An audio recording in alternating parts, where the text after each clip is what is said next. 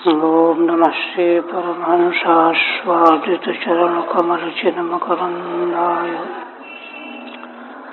भक्तजनमानसनिवासाय श्रीरामचन्द्राय वागीशाय यस्य वदने लक्ष्मीर्यस्य च वक्षसि यस्यास्ते हृदये संवित्तं नृसिंहमहं भजे। विश्वसर्गविसर्गादि नवलक्षणलक्षितं श्रीकृष्णाख्यं परं धाम जगद्धाम नमामि तत्।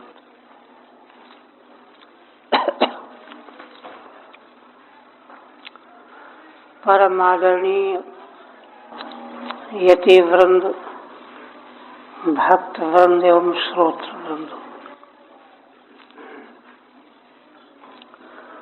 श्रीमद्भागवत के 12 स्कंध का 7वां अध्याय पूर्ण हुआ, जिसके अंतर्गत सूत जी महाराज ने शौनक आदि ऋषियों को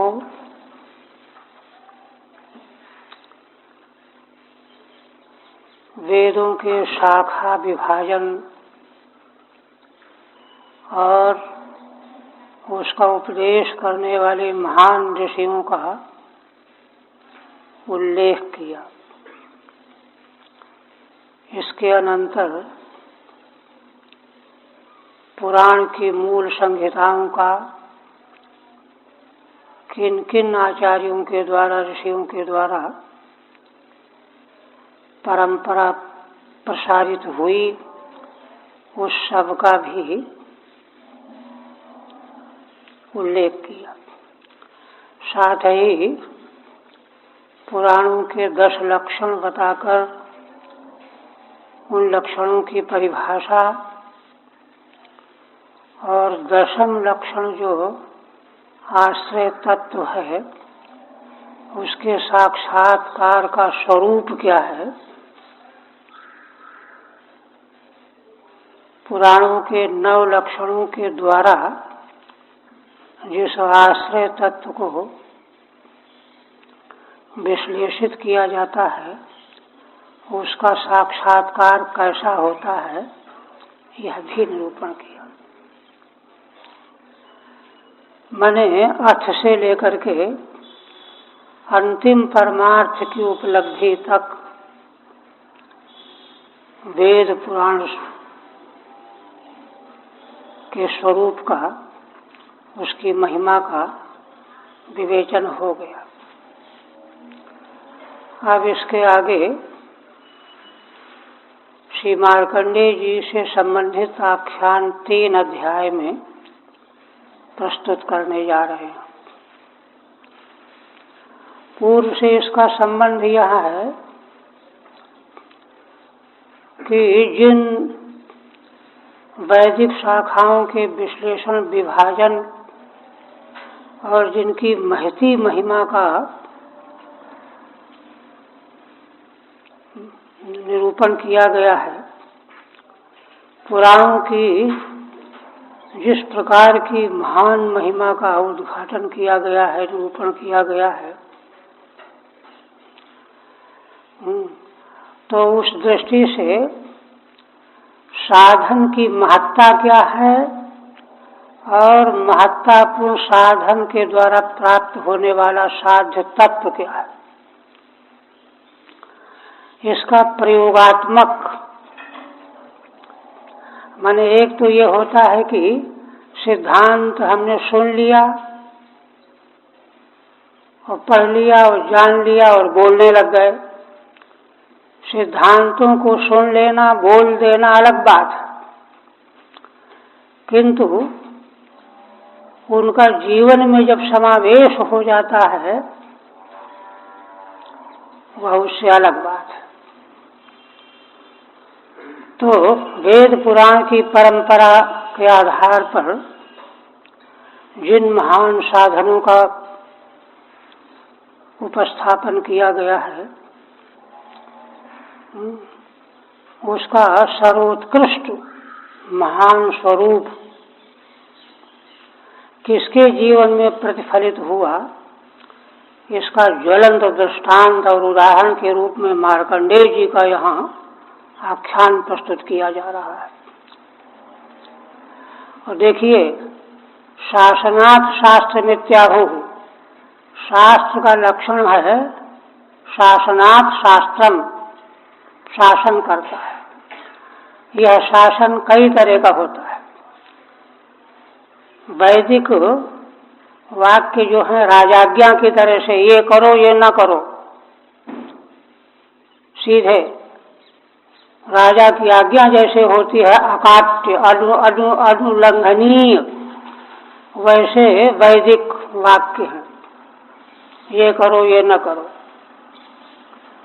किंतु पुराणों में उन्हीं वैदिक सिद्धांतों का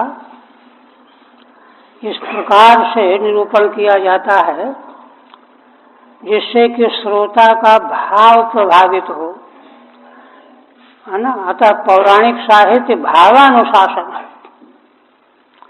कि भाव में जब तक वस्तु नहीं आएगी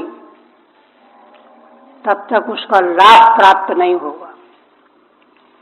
उच्च कोटि के सिद्धांतों का परिशीलन करे, उच्चारण करे, और जीवन में अगर कुछ न आवे तो लाभ नहीं होगा। तो उन वैदिक साध्य साधन का जो महत्तम स्वरूप स्थापित किया गया है, तो उस दिशा में मार्कंडेय जी के रूप में उस महान आदर्श की स्थापना यहाँ की जा रही है। किस लिए की जा रही है? भावानुशासन के लिए। तो पहले श्रीधर स्वामी अपने उपक्रम में कहते हैं, अग्रिम अष्टमे तु तपश्चर्या मार्कंडेयस्य मोहकैः कामादिभिः असम्मोहो नर नारायण स्तुति। 3 प्रकार का विषय अष्टम अध्याय में आएगा। एक तो महर्षि मार्कंडेय की महती तपस्या, विलक्षण तपस्या। उनकी तपस्या से भयभीत होकर के इंद्र ने विघ्न डालने के लिए कामादिकों को भेजा, किंतु उससे बिल्कुल भी वे मोहित नहीं हुए। कामादि भी असम्मोह, दूसरा विषय। इसके अनंतर महर्षि मार्कंडेय का उच्च कोटि का साधन तपस्या धर्माचरण, जिसका परिणाम यहाँ दिखाया गया है कि भगवान नारायण स्वयं दर्शन देने के लिए प्रकट हो गए। देखिए, यहाँ ये कुछ नहीं कहा गया है कि महर्षि के मन में इच्छा थी कि भगवान हमको दर्शन दें, एक एक चीज ग्रहण करने की है, किंतु उनका इतना उच्च कोटि का साधन था कि भगवान परम अनुग्रही, उनसे रहा नहीं गया, वो स्वयं दर्शन देने के लिए आ गए। यह साधन के लिए एक गुजरात के संत थे हरिद्वार में, सन 72-74 की बात है। तो कहते थे कि देखो, शास्त्रों में ऐसी साधनाओं का वर्णन किया गया है, उनका ठीक ठीक पालन अगर हो जाए तो किसी देवता की ये हिम्मत नहीं कि उसकी उपेक्षा कर दे, ऐसा कहते थे। बहुत उच्च कोटि के साधना संपन्न संत थे, योगी राज करके प्रसिद्ध थे। उस देवता को आना ही पड़ेगा, ये साधन का बल होता है। तो उसी प्रकार से मार्कंडेय ऋषि का जो यहाँ तपश्चर्या और धर्माचरण का जो वर्णन है, जो वेद का हृदय है, वेद मार्ग सनातन वैदिक परंपरा का जो साधन सर्वस्व है, उसी आधार पर जीवन यापन करने के कारण जो है भगवान स्वयं प्रकट हुए। तो 3 तरह का विशेष अध्याय में आएगा। आप देखिए,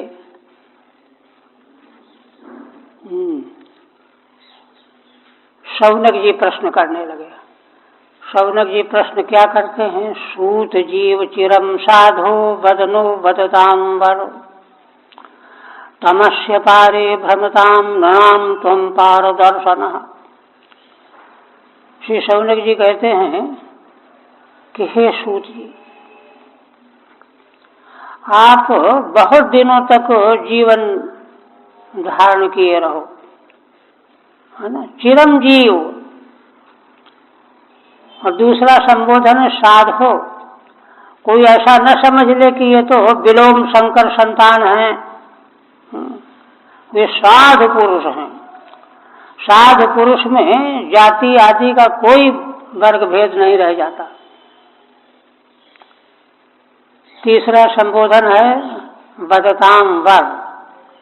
आप जो कुछ बात बताते हैं, रहस्य बताते हैं, उन बात करने वाले, वर्णन करने वालों में श्रेष्ठ हैं।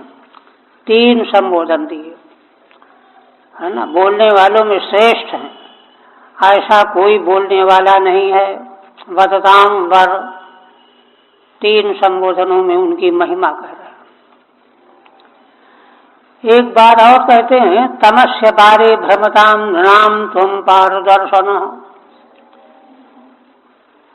हे सूत जी महाराज, सारे मनुष्य अंधकार अविद्या रूपी अपार संसार रूपी समुद्र में डूबे हुए हैं, भ्रमण कर रहे हैं, संसरण कर रहे हैं, बार बार पैदा हो और मरो, पैदा हो और मरो, इसी में लगे हुए। करोड़ों जन्म बीत गए, पैदा हो और मरो, पैदा हो और मरो, कभी मनुष्य, कभी पशु पक्षी कीट पतंगे। सभी मनुष्यों की अविद्या अंधकार में भ्रमण करना ही उनकी त्रासदी है। किंतु ऐसे मनुष्यों को भी आप जैसे महान पुरुष इस अविद्या के पार कर देने वाले हैं। पारदर्शन, पारम दर्शयति पारदर्शन।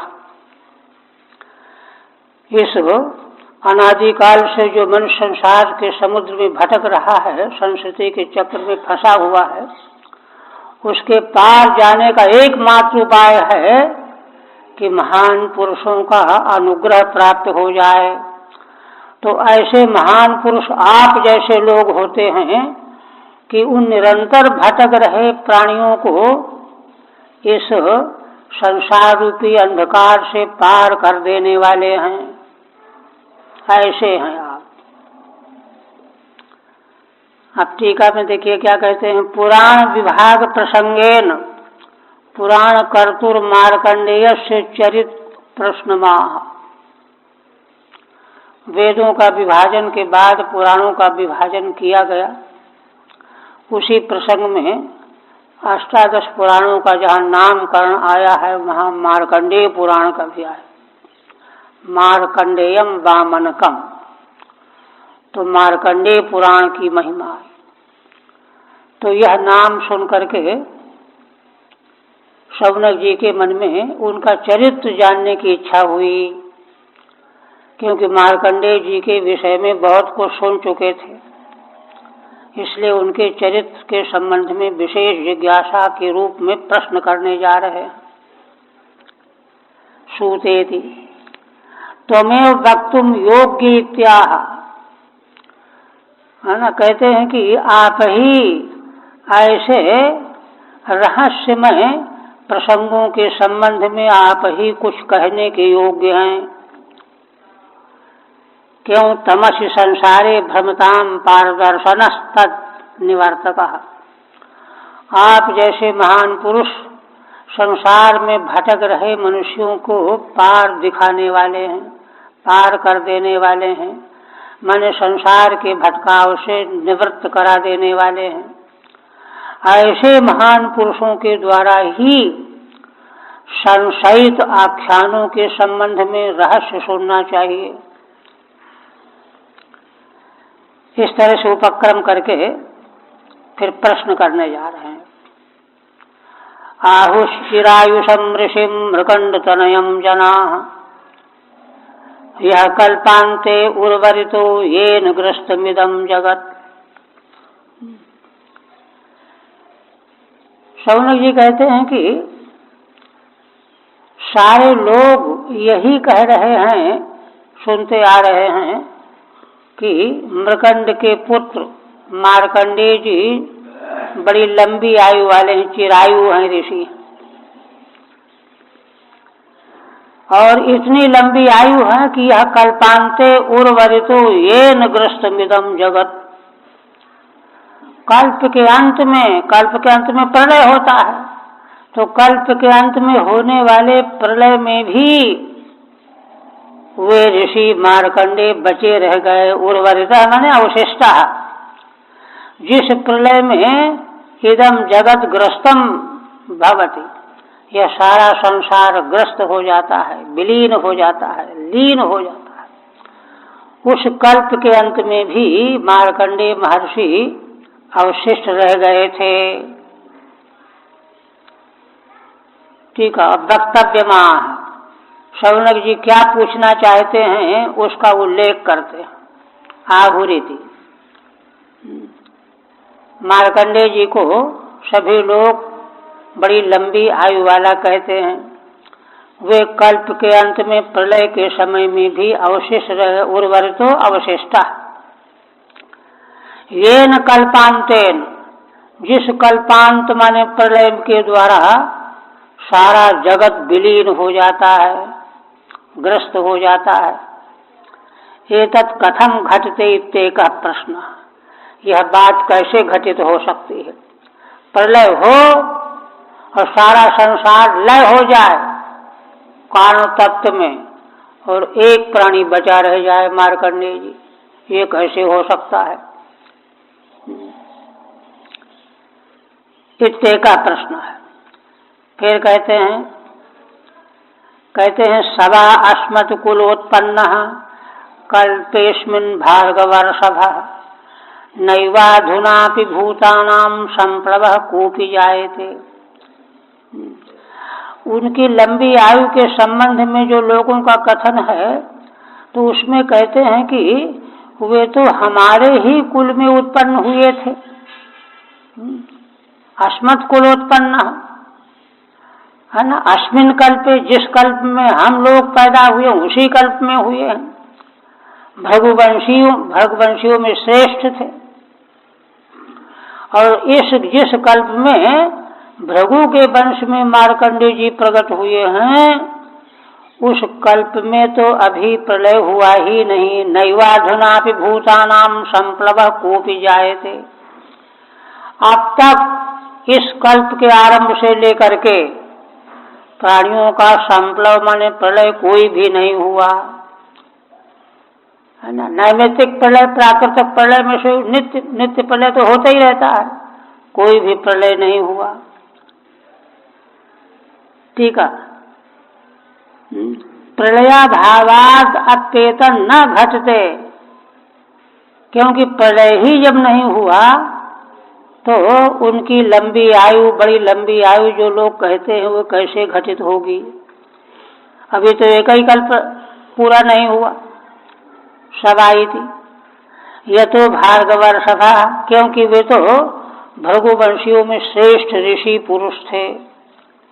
कोपि प्राकृतिको नैमित्तिको वा, इतने बीच में प्राकृतिक या नैमित्तिक कोई लय हुआ नहीं अब तक। दो प्रश्न तो ये हो गए। फिर इसके बाद कहते हैं कि एक एवार्णवे भ्राम्यन ददर्श पुरुषम किल बटपत्र पुटे तोकम शयानम त्वेकमद्भुतम।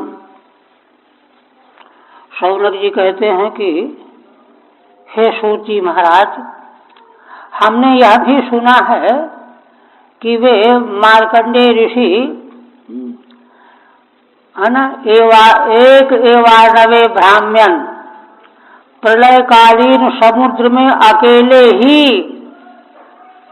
चक्कर काट रहे थे, घूम रहे थे अकेले। और उस समय पर भ्रमा करते हुए उन्होंने परम पुरुष भगवान का दर्शन प्राप्त कर लिया। पुरुषम ददर्श किल, किल निश्चयार्थक निपात है। उन्होंने परात्पर परम पुरुष भगवान का दर्शन किया अकेले प्रलय समुद्र के बीच में। और वह पुरुष का दर्शन उनको कहाँ हुआ?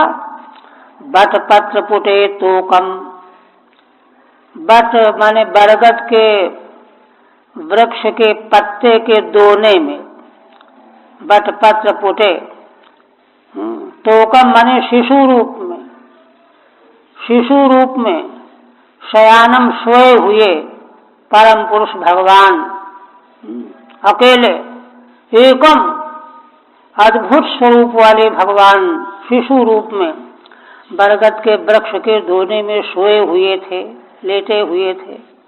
अद्भुत उनका दर्शन जो है उनको हुआ। अन्यद अप अघटित में वेत्याह, अन्य भी है ना जो बहुत ही कठिन है, जिस प्रकार की घटना का घटित होना, आश्चर्यजनक घटना, वह क्या है कि प्रलय के समुद्र में बरगद के वृक्ष के पत्ते के दोने में परम पुरुष परमात्मा स्वरूप पुरुष को शिशु रूप में दर्शन किया अकेले, कोई दूसरा दर्शन करने वाला नहीं। तोकम बालकम, बाल रूप में ये दर्शन किया। देखिए ये जो प्रश्न किया जा रहा है, तो इस प्रश्न के उत्तर में जो घटनाक्रम आगे वर्णन किया जाएगा, तो उस सब घटना का जो प्रत्यक्ष दर्शन मार्कंडेय जी को जो प्राप्त होगा, उसका कारण क्या है? उसका कारण है उनकी तपनिष्ठा, साधन निष्ठा। जिस वैदिक मार्ग का आश्रय लेकर के वे साधन में निरत थे, उसके प्रति रोम रोम से समर्पण की भावना, विशुद्ध साधन निष्ठा, उसके फल स्वरूप इतनी अद्भुत घटनाएं घट गईं, जैसा दर्शन किसी को आज तक हुआ ही नहीं, वह दर्शन मार्कंडेय जी को प्राप्त हुआ। और स्वयं जो है जिनके आचरण से प्रभावित होकर के भगवान नर नारायण ने उनको दर्शन दिया। एक दर्शन तो ये इसी अध्याय में, दूसरे में है ना परम पुरुष भगवान का शिशु रूप में दर्शन दो, और तीसरे में भगवान शिव पार्वती स्वयं। देखिए तीनों दर्शन उनको स्वयं ही प्राप्त हो रहे हैं, कोई इच्छा उनकी पहले से नहीं थी, किंतु अकस्मात ये दर्शन प्राप्त हो रहा है। तो वेद मार्ग जो सनातन मार्ग है, उसके उत्कर्ष की कसौटी है यह, जो यहाँ प्रकाशित की जाए, प्रकट की जा रही है। तो है ना बालकम टीका हो गई। एष न संशयो भूयान सूत कौतूहलम यतः तम नश्चिन्धि महायोगिन पुराणेष्वपि सम्मतः। शौनक जी कहते हैं कि हे सूत जी, यह हम लोगों को बड़ा भारी संशय बना हुआ है इस घटनाक्रम को लेकर, और कौतूहल है, क्या हुआ, कैसे हुआ, ऐसा कौतूहल है। इसलिए तमनश्चिन्धि महायोगिन, आप महायोगी हैं। योगी जो होते हैं त्रिकालज्ञ होते हैं, बहुत दिन पहले कब क्या हुआ था, आगे क्या होने वाला है, वर्तमान में कहाँ क्या हो सकता है, तीनों काल का जिनको प्रत्यक्ष करतला मलक पर दर्शन होता है, ऐसे आप महायोगी हों। एक दूसरी बात यह है, पुराणे स्वभिसम्मत, और आप दूसरी बात यह है कि पौराणिक साहित्य में भी आपसे बढ़ करके जानकारी रखने वाला कोई नहीं। इसलिए चूंकि यह पौराणिक प्रसंग है, पौराणिक घटनाक्रम है, इसलिए पुराणों के संबंध में आप सर्वसम्मति से सर्वोत्कृष्ट आप पुराणों के ज्ञाता हैं। ये तो पहले अध्याय में वर्णन आया है प्रथम स्कंद में कि आप जो हैं समस्त ज्ञान है ना, परंपरा की वाणी से आप स्नात किए हुए है ना, स्नात मन्यत छांद सात कहा गया है। तो इसलिए टीका में कहते कौतूहलम औत्सुक्यम, हमको बड़ा उत्सुक है, ऐसा कैसे हो गया, ये कैसे चर्चा चल रही है। तम संशयम, ऐसे संशय को, आखिर हुआ तो कैसे हुआ। न केवलम तुम महायोगी, आप केवल महायोगी ही नहीं हैं, किंतु पुराणे सब ज्ञातृत्वेन सम्मतः, पुराणों में भी ज्ञातृत्व माने ज्ञाता रूप में है ना, माने अंतिम सीमा है आप। पौराणिक आख्यानों के संबंध में आपसे बढ़कर के कोई जानने वाला नहीं हो सकता। इसलिए आप कृपा करके यह कौतूहल हमारा दूर कीजिए। यह प्रश्न सुन करके सूत जी उत्तर देने लगे। सूत जी पहले प्रसन्न हुए,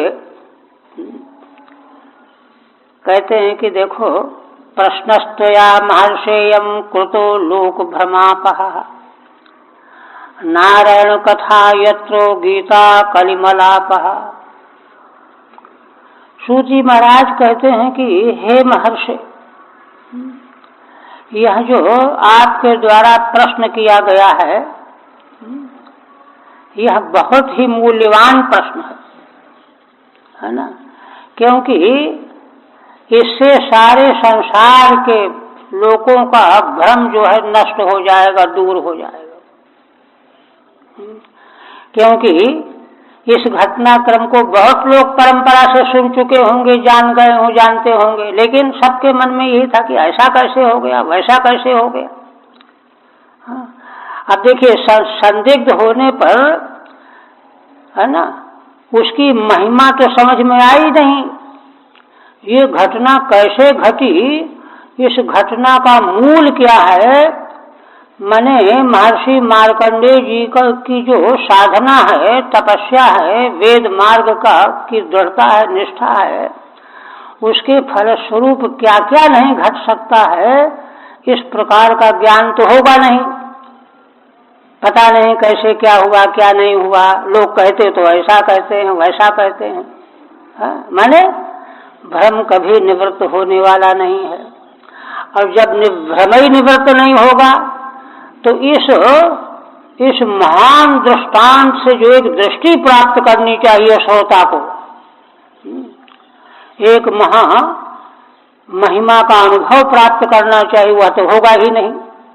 क्योंकि जब घटने क्रम में संदेह बना हुआ तो क्या पता क्या हुआ क्या नहीं हुआ, सब वैसे ही है। इसलिए आपके द्वारा जो यह प्रश्न किया गया है, ये सारे संसार के भ्रम का नाश करने वाला है। बहुत ही उत्कृष्ट प्रश्न किया गया है। ऐसा प्रश्न मूल्यवान प्रश्न है। कहते हैं नारायण कथा यत्रो गीता कलिमलापः। देखिए इसके साथ में क्या कहते हैं, कह रहे हैं कि देखो इस प्रश्न के उत्तर में जो बात बतानी पड़ेगी, ये बतानी है, उसमें क्या है कि भगवान नारायण की कथा से संबंध है इसका, है ना। यत्र नारायण कथा यत्र गीता कलिमलापः, भगवान की ऐसी कथा का इसके साथ में संयोग बना हुआ है जो कलयुग के मलों को नष्ट करने वाली है। उस प्रकार की भगवान की कथा का इससे संबंध बना हुआ है। तो इस प्रश्न के उत्तर को सुनने में क्या होगा कि भगवान की कथा सुननी पड़ेगी, और भगवान की कथा जब सुनेगा व्यक्ति तो उसके सारे पाप नष्ट हो जाएंगे। संशय का तो कहीं ठिकाना नहीं रह जाएगा, सारे भूतकाल के पाप भी नष्ट हो जाएंगे, कलयुग के मल विशेष करके नष्ट हो जाएंगे, क्योंकि महिमा समझ में आ जाएगी। ठीक है। प्रश्नम अभिनंदति, प्रश्न का अभिनंदन करते हैं। हे महर्षि, यह तुम्हारे द्वारा बड़ा मूल्यवान प्रश्न किया गया है। अयम प्रश्न तत्र हेतु, कह रहे हैं कि ये बहुत मूल्यवान प्रश्न क्यों है, क्योंकि इसमें भगवान नारायण की मंगलमयी कथा का संसर्ग है। नारायणेति यत्र प्रश्न विषय, इस प्रश्न के समाधान के लिए, उत्तर के लिए भगवान की लीला का इससे संबंध जुड़ा हुआ है। अब भगवान की लीला का संबंध जुड़ा हुआ है तो भगवान की लीला तो वहीं प्रकटित होती है, वहीं प्रकाशित होती है जहाँ पात्रता होती है। पात्र हुए बिना भगवान की लीला प्रकट नहीं होती। और पात्रता होना क्या है, पात्र होना क्या है ना, साधन का विशुद्ध अनुष्ठान। जैसे देखिए तृतीय स्कंद में प्रसंग आया है, जहाँ ब्रह्मा जी भगवान के नाभि कमल से जब प्रकट हुए तो चारों ओर देखने लगे, अरे मैं कौन हूँ, मुझको किसने उत्पन्न किया है, क्यों उत्पन्न किया है, कोई दिखाई नहीं दे रहा, किससे पूछूं, क्या करूं। कल्पना करके विचार करने लगे अपनी बुद्धि से कि जिस कमल पर मैं बैठा हूँ तो यह कमल की नाल जहाँ तक गई होगी वहीं जरूर मेरा मूल होगा, इसलिए मैं जाता हूँ, पता लगाता हूँ। डुबकी लगाई और 1000 दिव्य वर्षों तक अन्वेषण करते रहे जल के भीतर, कुछ पता नहीं चला। खिन्न होकर के, थक करके लौट आकर के बैठ। अंतर्यामी भगवान ने जब देखा कि ब्रह्मा जी बड़े खिन्न हो रहे हैं, कुछ पता ही नहीं चल पा रहा है ना, तो आकाशवाणी हुई, तप करो तप करो तप करो। ब्रह्मा जी ने आकाशवाणी सुनी और तप में स्थित हो। तप में स्थित हो जाने के बाद ही भगवान के धाम का उनको दर्शन हुआ, समाधि में भगवान का दर्शन हुआ, भगवान की स्तुति की, भगवान ने वरदान दिया, ये सब समाधि में घटित हो गया। वहीं भगवान ने कहा कि देखो ये जो मेरे आकाशवाणी के द्वारा तप करो यह कहने के बाद सुन करके तुमने कोई विलंब नहीं किया, तत्काल तुम तप में बैठ गए, लग गए। वीर्यम में दुश्चरम तपः, है ना, दुश्चर तप ही मेरा बल है, मेरी प्राप्ति का साधन है, वह तुमने किया, इसलिए मैं तुमसे प्रसन्न हूँ। तात्पर्य कहने का यह है कि, है ना, साधन के संबंध में इस प्रकार से निर्भ्रांत होकर के आस्थावान होना। ब्रह्मा जी की इसी आस्था को देख करके भगवान उनकी प्रशंसा कर रहे हैं और स्वयं अपने दर्शन देने का कारण बता रहे हैं। तो इस तरह से भगवान नारायण की कथा का इससे संबंध है, का मतलब यही है कि जहाँ 3 बार भगवान का अनायासेन दर्शन प्राप्त हो रहा है मार्कंडेय जी को, उसका कारण क्या है? उसका कारण है साधन की निष्ठा। रोम रोम से जिस साधन को स्वीकार कर लिया उसमें संलग्नता, निष्ठा पर निश्चितपना, इस दृष्टि से जो है इसमें संशय निवृत्ति हो जाएगी। लोक कलिमलापहा, है ना, कहते हैं कि अच्छा, टीका तो हो गई ना इसका, आप कहते हैं प्राप्त द्विजाति संस्कारो मार्कंडेय पितुः क्रमात् छंदांसिधीत्य धर्मेणो तपस्वाध्याय संयुतः। अब उत्तर देने लगे। ये तो उपक्रम है, माने इस घटनाक्रम का जो उल्लेख यहाँ किया जा रहा है, इससे भगवान की दिव्य महिमामयी लीला का उद्घाटन होना है और भगवान के दर्शन का जो महत्वपूर्ण कारण है, निश्चल साधना, निर्भ्रांत आस्थापूर्ण साधना का अनुष्ठान। तो इसी रूप में उत्तर देने जा रहे हैं। जब यह बात इतनी बन गई तो फिर जो कई तरह के प्रश्न किए गए, उनकी लंबी बड़ी आयु लोग कहते हैं, और प्रलय में अकेले अवशेष रह गए और भगवान का अकेले दर्शन हुआ।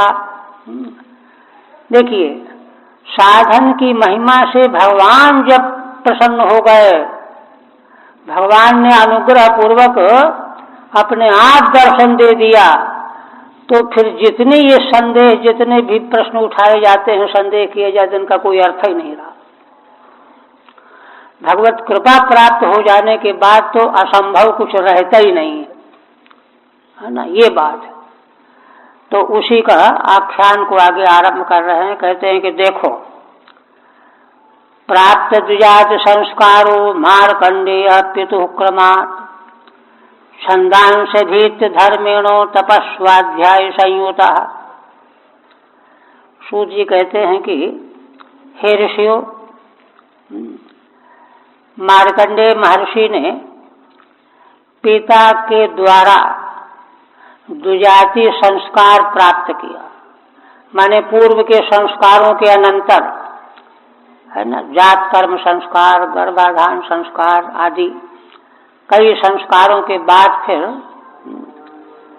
वैदिक परंपरा के संस्कारों की बड़ी महिमा है। यज्ञोपवीत संस्कार, द्विजातीय संस्कार, यज्ञोपवीत संस्कार।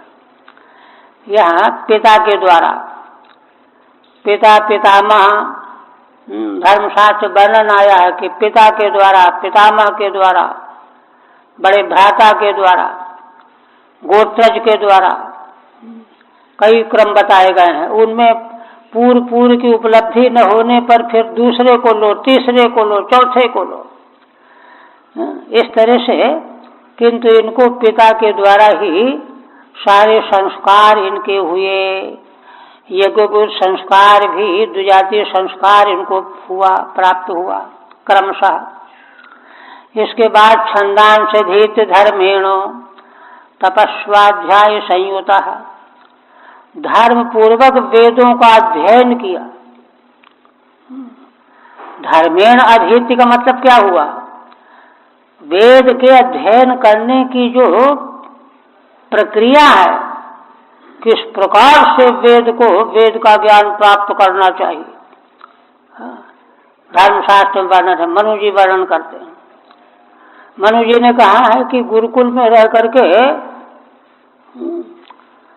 है ना, मनसा वाचा करना, पूरी तरह से गुरु की सेवा में अपने को समर्पण कर दे, संलग्न हो जाए निरंतर, और सेवा को देख करके जब गुरु के हृदय में स्वयं यह भावना जागृत हो कि बड़ा बेचारा शीलवान है, नम्र है, सदाचारी है, सेवी है, इसको विद्या मिलनी चाहिए, तो अपने से जब उसको बुला करके कहें कि चलो आओ अध्ययन करो, पढ़ो, तब ग्रंथ लेकर के जाना चाहिए। केवल मतलब निकालने के लिए कि पुस्तक लिए और पहुंच गए, ये नहीं है। मनु जी कहते हैं, देखिए, माने विशुद्ध परंपरा, मूल परंपरा, उसमें जरा सा भी ढील विकार आया, वहीं से जो है वैदिक ज्ञान विज्ञान क्षीण होने लगा, जीर्ण होने लगा। अब सब जो है केवल आवश्यकता और मतलब देखने लगते हैं। इस तरह से ऐसे ही पढ़ाने वाले के लिए है कि वह है ना एक कण के बराबर भी किसी प्रकार की इच्छा न रखते हुए, मनु जी ने तो बहुत कुछ कहा है। हाँ, तो वो जो कुछ वहाँ कहा गया है मनुस्मृति में, उस प्रकार से रहते हुए इन्होंने वेदों का स्वाध्याय किया है।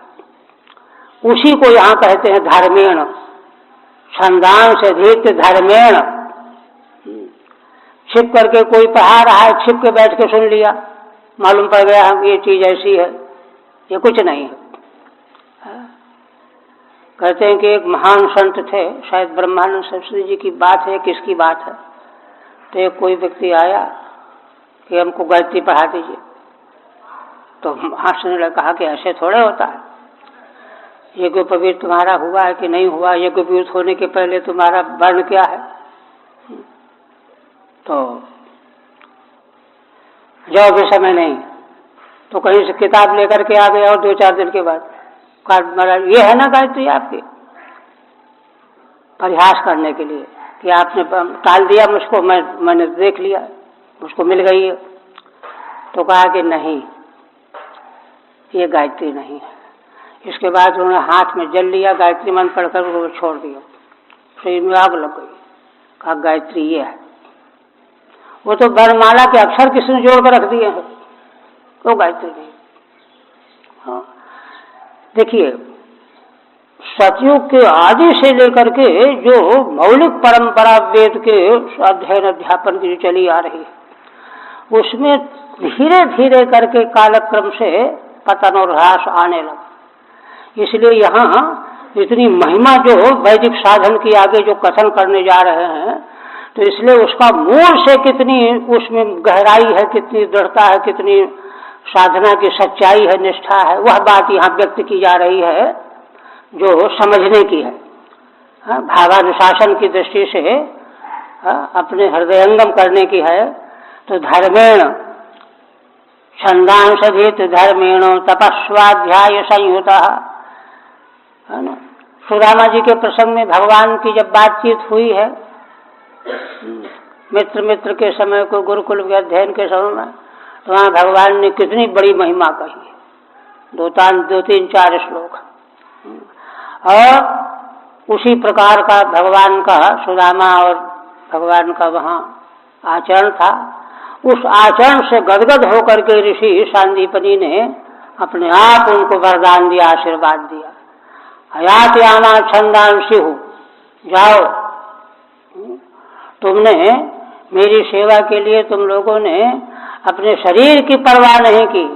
वहाँ कहते हैं कि जीव मात्र को अपना शरीर बड़ा प्रिय होता है, उसको हानि नहीं पहुंचा कर हानि न पहुंचे इस तरह से व्यवस्था करके सेवा करता तो है, लेकिन अपने खतरे में नहीं डालता है।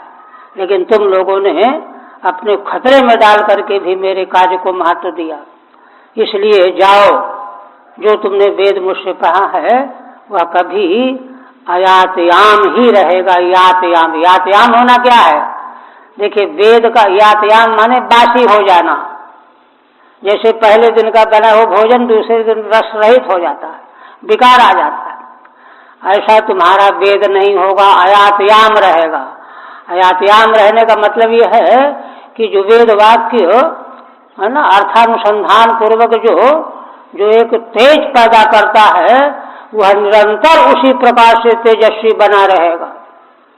नहीं तो क्या है, लंबी चौड़े सत्य के, दान के, वीरता के आख्यान सुन करके बड़ा अच्छा लगा, महीने 2 महीने के बाद सामान्य हो गया। माने वे सब उच्च कोटि के विचार जो हैं पुराने पड़ गए, धुंधले पड़ गए। अब उनको जब दोबारा सुनता है तो उस प्रकार के रोंगटे नहीं खड़े होते, क्यों? यातयाम हो गया ज्ञान वह। किंतु जब आदर पूर्वक शास्त्र जैसा कहता उस रीति से जब शास्त्र का अध्ययन किया जाएगा, ग्रहण किया जाएगा, विद्या की प्राप्ति की जाएगी, तो वह पढ़ा हुआ शास्त्र जो है अयातयाम बना रहेगा।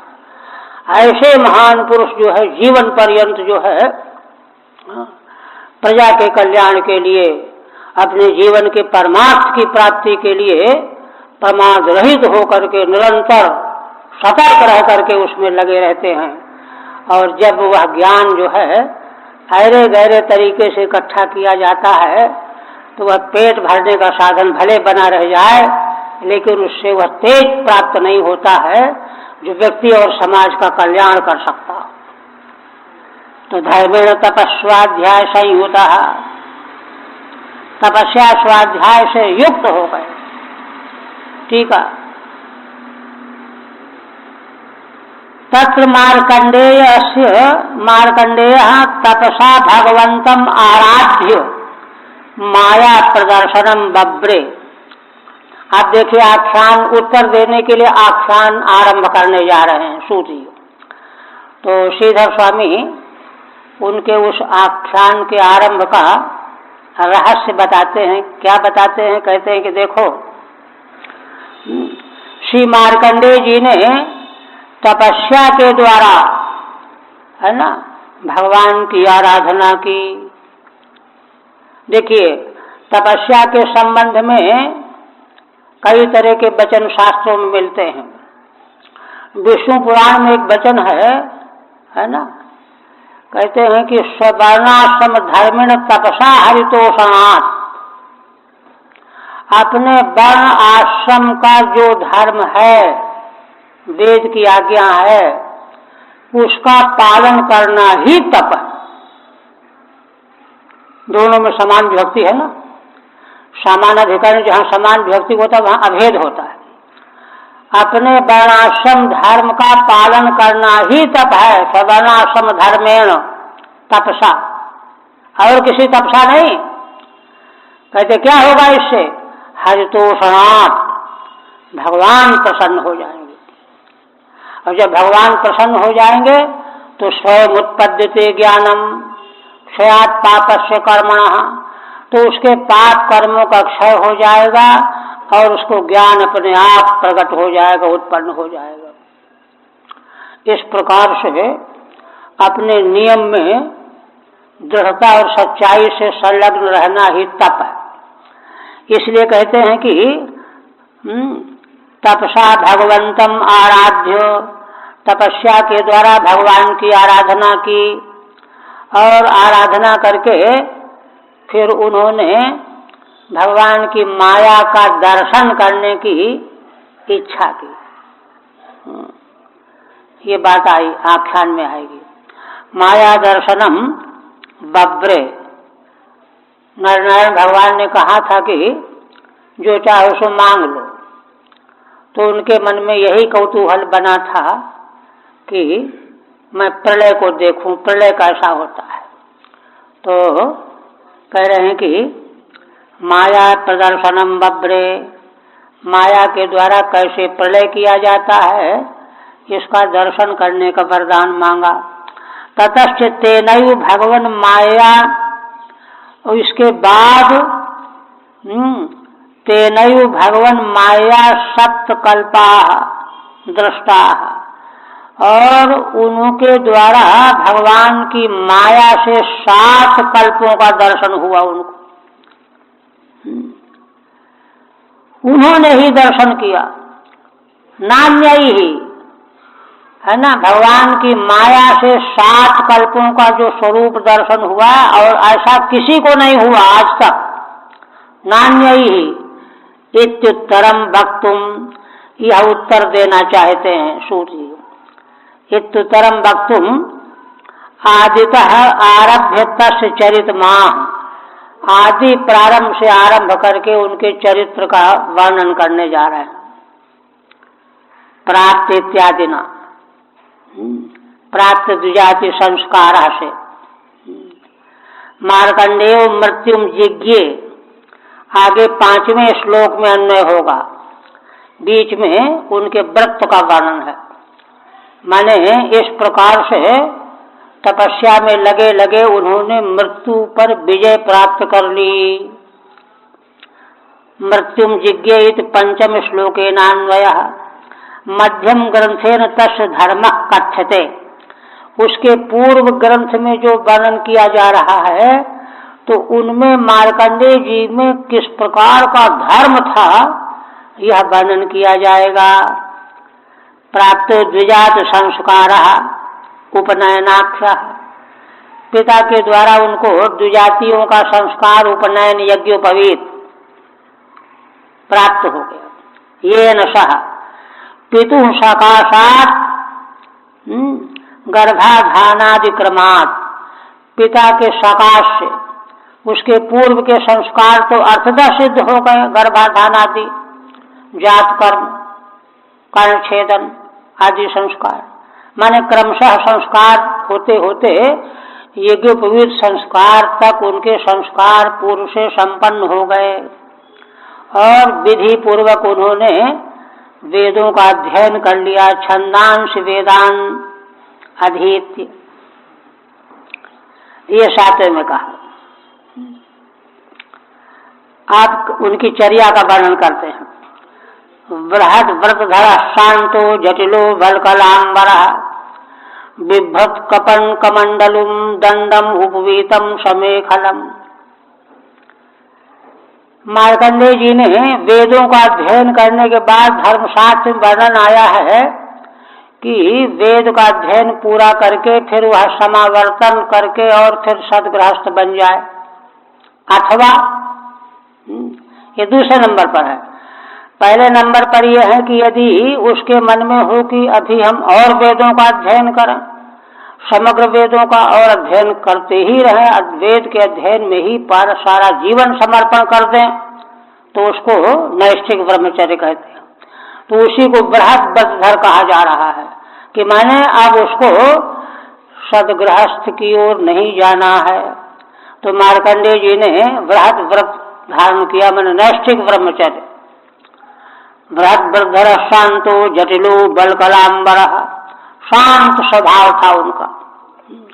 संसार की जब वासना है नहीं तो शांत स्वभाव था, है ना। सिर में बड़ी बड़ी जटाएं हो गई, जटिल हो गए।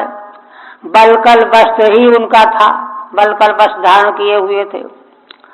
बिभ्रत कमंडलुम दंडम उपवीतम समेखलम, कमंडलु धारण किए हुए थे, दंड ब्रह्मचारी के हाथ में जो रहता है, उपवीत और मेखला, मूंजी मेखला ब्रह्मचारी के का विशेष वेश होता है, वही कहते हैं। बृहद व्रतधरो नैष्ठिको ब्रह्मचारी सन, नैष्ठिक ब्रह्मचारी होकर के।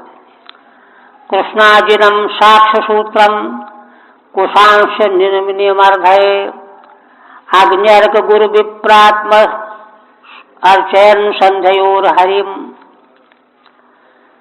सूत जी महाराज कहते हैं कि काले मृग का चर्म धारण किए हुए थे और साक्ष सूत्रम, कमल की माला, सूत्र, कुशांश नियमर्धय, नियमों की वृद्धि के लिए, संपन्नता के लिए कुश लिए हुए रहते थे।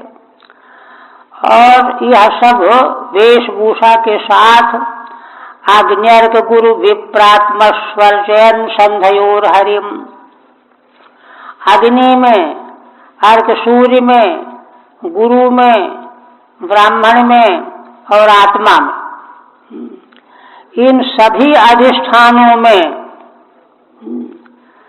है ना, दोनों संध्याओं में प्रातः काल संध्या काल भगवान श्री हरि की अर्चा किया करते थे। अग्नि में अग्नि हो हवन के द्वारा, अर्क में उपस्थान के द्वारा, गुरु की सेवा आज्ञा का पालन के द्वारा, ब्राह्मण का स्वागत सम्मान के द्वारा, और आत्मा में समग्र विश्व ब्रह्मांड को आत्मा में ही अवलोकन करना, आत्मा रूपी अधिष्ठान में जो है भगवान की पूजा करना, यह है दोनों संधियों में, है ना। टीका में कहते हैं नियमार्धये धर्म वृद्धये, नियम की वृद्धि होती चली जाए, नियम में कमी ना आवे, धर्म की वृद्धि होती चली जाए।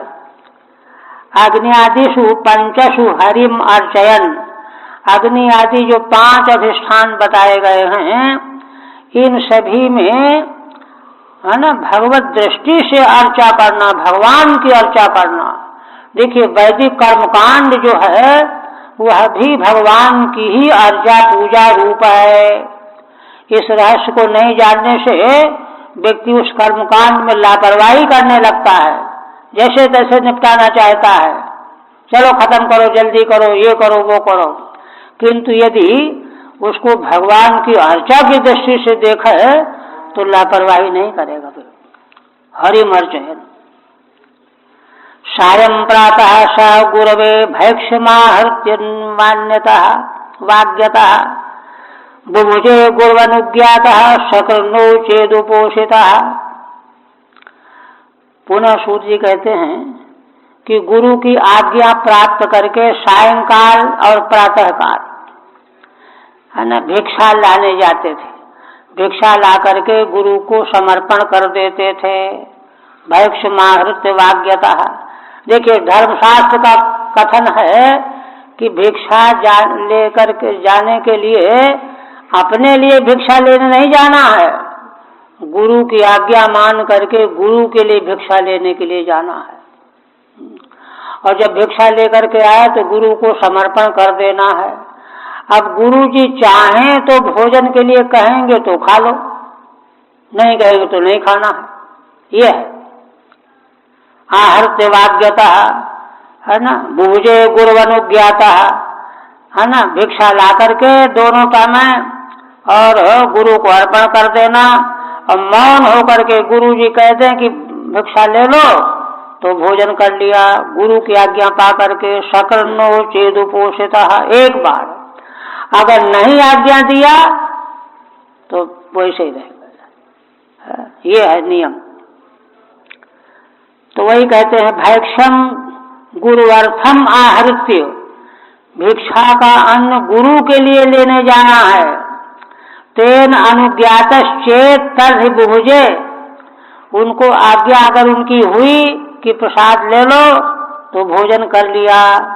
नोचेत सकृत कदाचित उपोषितो भवति, अगर नहीं कहा, कहने पर तो एक बार ले लिया और कभी नहीं कहा तो उपोषित रह जाएगा, व्रत कर जाएगा, बिना गुरु की आज्ञा के भोजन नहीं करेगा।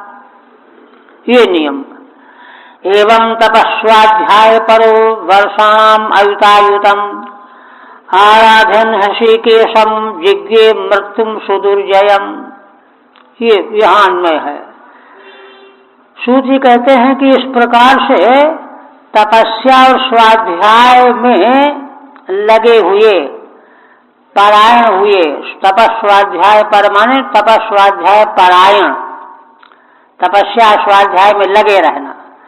वर्षाणाम अयुतायुतम है ना, आयुत माने 10,000 में फिर 10,000 गुणा करो तो करोड़ वर्ष हो जाए, माने करोड़ वर्षों तक आराधन हृषिकेशम जिज्ञे मृत्युम सुदुर्जयम, श्री भगवान की आराधना करते रहे।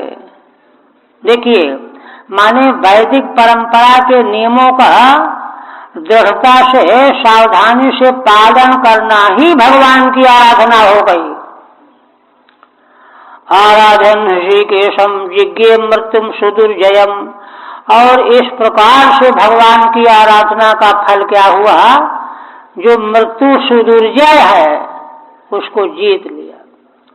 जिज्ञे मृत्युम सुदुर्जयम, जिसको कोई नहीं जीत सकता, सुदुर्जय है मृत्यु, वह मृत्यु भी उनके अधीन हो गई, जीत लिया। कहते हैं ब्रह्मा भगुर्भवो दक्षो ब्रह्मपुत्राश्च ये परे नृदेव पितृभूतानि तेनासन्नति विस्मिता।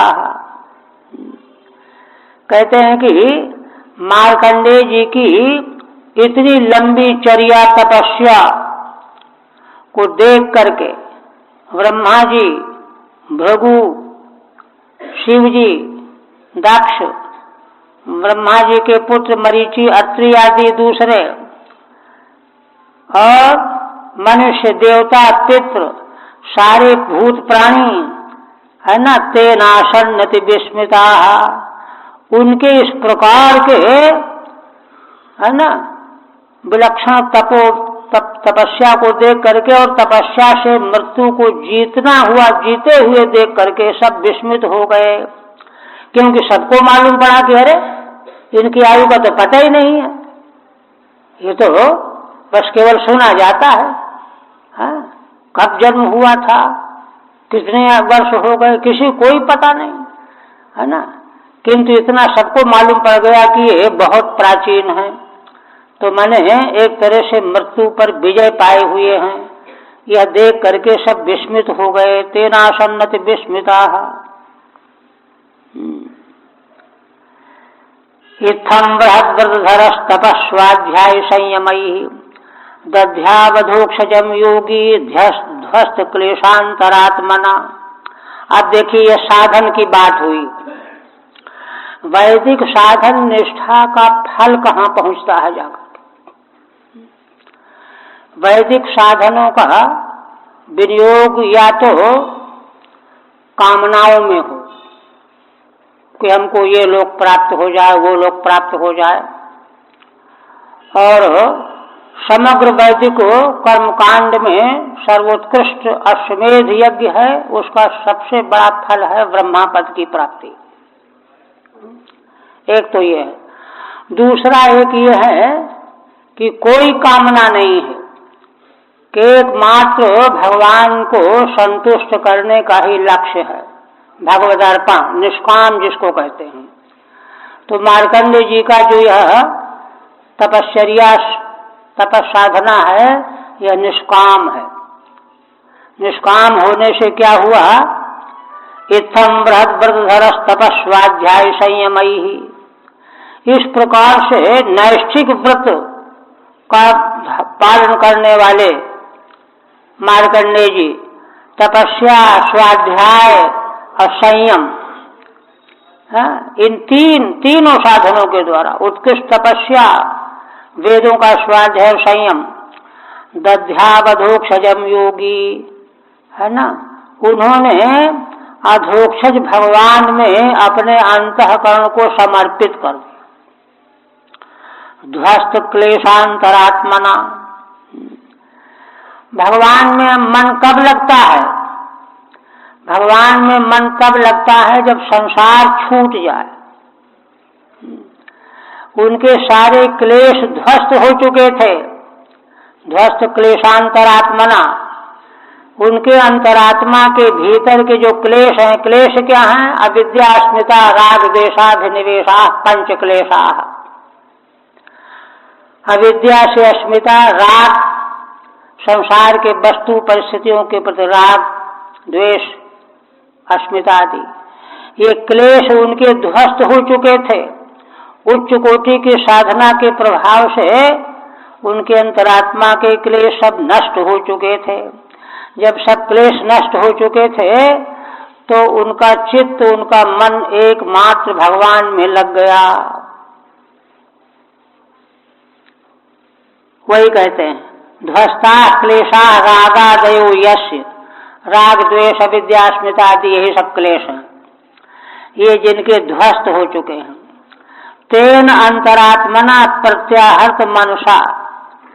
इसलिए अंतरात्मा के द्वारा प्रत्याहृत मनसा माने मन के द्वारा उन्होंने सभी अपने अंतःकरण को अपनी ओर खींच लिया है, हटा लिया है ना। जैसे कछुआ जो है अपनी इंद्रियों को अंदर कर लेता है, इस प्रकार से बाह्य विषयों से जो है वे उपरत हो गए।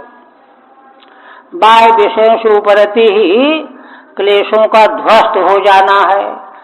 ऐसे जब क्लेश ध्वस्त हो गए तो एकमात्र भगवान में ही उनका मन स्थिर हो गया।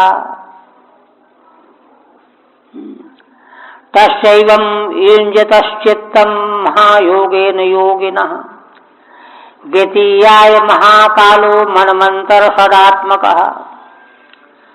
अब सूत जी कहते हैं कि उन मार्कंडेय जी के इस प्रकार से महायोग के द्वारा योगी मार्कंडेय जी का चित्त जो है भगवान में लग गया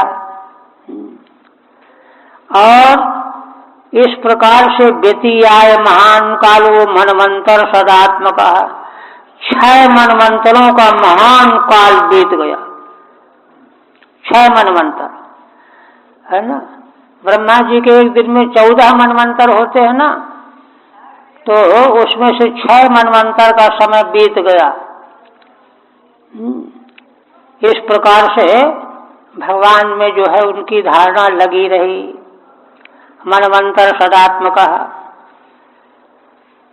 ठीक है नहीं इसमें। एतत् पुरंदरो ज्ञात्वा सप्तमे अस्मिन् किलांतरे तपो विशंकितो ब्रह्मन्नारेभे तद्विघातनम। अब सूर्य जी कहते हैं कि यह रहस्य जब इस मनवंतर के इंद्र हैं, 14 मनवंतरों के 14 अलग अलग इंद्र, अलग अलग देवता, अलग अलग मनु, अलग अलग ऋषि, तो इस मनवंतर के मन 7वें मनवंतर के जो इंद्र हैं, पुरंदर नाम के इंद्र हैं, पुरंदर नाम के इंद्र हैं 7वें मनवंतर के। एतत् पुरंदरो ज्ञाता, 6 मनवंतर तो उनके बीत चुके थे। 7वें मनवंतर में जो नए इंद्र आए, उन्होंने देखा कि अरे ये ऋषि तो बड़े तपस्वी हैं। 7वें अस्मिन् महाकिलांतरे तपो विशंकितो ब्रह्मन्नारेभे तद्विघातनम। उनकी तपस्या से इंद्र को भय हो गया। उनको डर लगा कि ये हमारा इंद्रासन ले लेना चाहते होंगे, इसलिए आरेभे तद्विघातनम। तब उन्होंने उपद्रव करना शुरू किया, उनकी तपस्या के भंग करने की योजना बना डाली। वही कहते हैं तस्य तपो निष्ठा